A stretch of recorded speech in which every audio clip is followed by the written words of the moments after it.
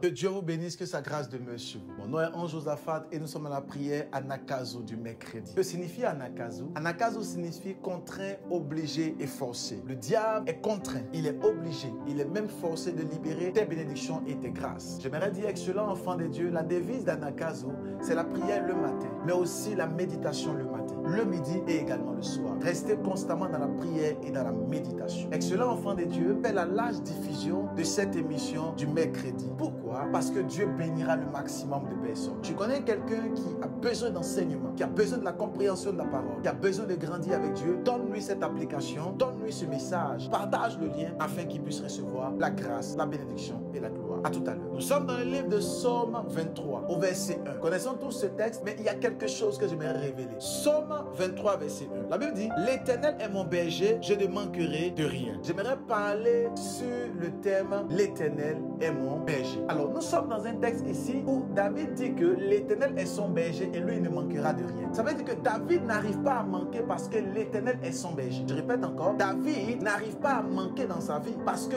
l'Éternel est son berger. Donc, ça veut dire simplement que si toi, tu n'as pas de berger, tu peux te retrouver en train de manquer. J'ai commencé à fouiller un peu la parole de Dieu et à me documenter. Je me suis rendu compte que dans la tradition hébraïque, vous allez voir qu'un berger a des brebis. Et lorsque les brebis sont en train de s'enfuir, le berger court et il prend la brebis, il la ramène dans l'enclos. Voilà pourquoi David dit que l'Éternel est mon berger, je ne manquerai de rien. David lui-même était un berger et David avait des brebis sous sa charge. Donc David connaît le principe du berger, mais aussi le concept et le principe de la brebis. David connaît le principe du berger, mais il connaît aussi le principe de la brebis. Alors David sait que le berger a des responsabilités. La brebis également a des devoirs et a des droits. Et l'Éternel dit dans Psaume 23 verset 1, l'Éternel est mon berger, je ne manquerai de rien. Alors si tu commences à manquer, pose-toi la bonne question, est-ce que l'Éternel est ton berger? Parce que si Dieu n'est pas ton berger, tu vas commencer à manquer. David a dit l'Éternel est mon berger, je ne manquerai de rien. Donc ça veut dire que l'Éternel est son berger, donc David est la brebis. Et une brebis doit être dans l'enclos. Une brebis n'est pas hors de l'enclos. Une brebis est dans l'enclos afin que le berger puisse la nourrir. Donc l'Éternel est mon berger, je ne manquerai de rien.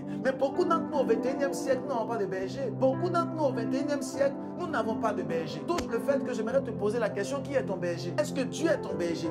Est-ce que tu as un enclos? Est-ce que tu as une église? Est-ce que tu as un endroit où tu vas prier? Si Dieu est ton berger, tu ne dois manquer de rien. Alors dès lors que tu commences à manquer, c'est que l'Éternel n'est plus ton berger. Ton berger devient quelqu'un d'autre. Voilà pourquoi en ce mercredi, j'aimerais prier afin que tu puisses faire de Dieu ton berger. Personne n'a jamais vu Dieu, si ce n'est le Fils qui l'a révélé. Mais le Fils également a donné à l'église les 5 ministères. Éphésiens 4 verset 11, la Bible dit qu'il a appelé certains comme apôtres, prophètes, évangélistes, pasteurs et docteurs, en vue du ministère mais aussi pour le perfectionnement des saints. Alors, quel est le pasteur, quel est l'homme de Dieu que Jésus-Christ t'a confié et qui est ton berger? Excellent enfant de Dieu, au 21e siècle, beaucoup de personnes n'arrivent pas à éclore parce qu'ils n'ont pas de berger. Ils n'ont pas de berger dans le ciel. Ils n'ont plus pas de berger sur la terre. Qui est ton pasteur? Qui est ton évangéliste? Qui est ton apôtre? Qui prie avec toi? Qui te soutient? Quel est ton enclos? Chaque brebis doit avoir un enclos où il est. Chaque brebis doit avoir une église. Et tu n'as pas d'église. Et tu abandonnes ton église souvent. J'aimerais prier pour toi. Que Dieu te fasse grâce d'avoir un enclos. J'aimerais prier pour toi. Que l'Éternel te fasse grâce d'avoir un enclos. L'enclos est le symbole d'une église. Et le berger est le symbole du pasteur. Pourquoi? Parce que le pasteur a été établi par Dieu. 1 Corinthiens chapitre 12, verset 4, verset 5 et verset 6, la Bible dit clairement qu'il y a diversité de ministères, mais le même Seigneur au verset 5, verset 4, la Bible dit il y a diversité de dons, mais le même esprit. Il y a diversité d'opérations, mais le même Dieu qui opère tout en tous, verset 6. Donc le verset 5 nous fait comprendre clairement qu'il y a diversité de ministères, mais le même Seigneur. C'est Dieu qui donne les ministères et c'est Dieu qui donne. Alors excellent enfant de Dieu, qui est ton Père? Qui prie avec toi? Qui est ton berger? Pourquoi tu commences à manquer dans ta vie? Pourquoi les démons commencent à te pourchasser? Parce que simplement, tu n'as pas de berger. Si jamais tu as un berger, tu verras la gloire tomber sur toi. Mais beaucoup d'entre nous, nous n'avons pas de berger, nous n'avons pas de bergerie, nous n'avons pas d'enclos. Ce qui fait en sorte que nous sommes désordonnés. Nous allons à gauche et à droite sans savoir où nous partons. Et le diable commence à nous dévorer. Et le loup ravisseur commence à se lever contre notre destinée. Je prie pour quelqu'un qui m'entend cet après-midi, ce matin ou ce soir, que l'Éternel te donne un enclos, mais que tu puisses puisses aussi avoir un bon berger au nom de Jésus-Christ. Que tu puisses recevoir un berger par la puissance du Saint-Esprit, afin que la gloire de Dieu soit constamment sur toi, afin que la main de Dieu soit constamment sur toi. Et pendant que je parle de bergerie, je vois dans mon esprit plusieurs personnes qui sont connectées et j'entends clairement dans mon esprit que Dieu me fait comprendre que ces personnes n'ont pas de berger et n'en ont plus pas d'enclos. Parce que, oh my God, parce que la rébellion est dans leur cœur. Je prie pour toi ce matin.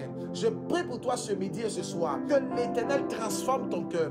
Ton cœur qui était en pierre, je le transforme maintenant en cœur de chair. Par la puissance du Saint-Esprit. Que Dieu fortifie ta vie. Que tu retrouves un père et que tu retrouves un enclos. Excellent enfant de Dieu, sans berger, sans enclos, on ne peut pas avancer. Je prie que tu retrouves un enclos, que tu retrouves une église où tu vas persévérer, où tu vas prier et tu grandiras et personne ne pourra se lever contre toi. Au nom de Jésus-Christ. N'oubliez pas de mettre les pouces, de partager, de commenter et d'inviter le maximum de personnes. C'était l'émission Anakazo du mercredi. Que Dieu vous bénisse et à demain.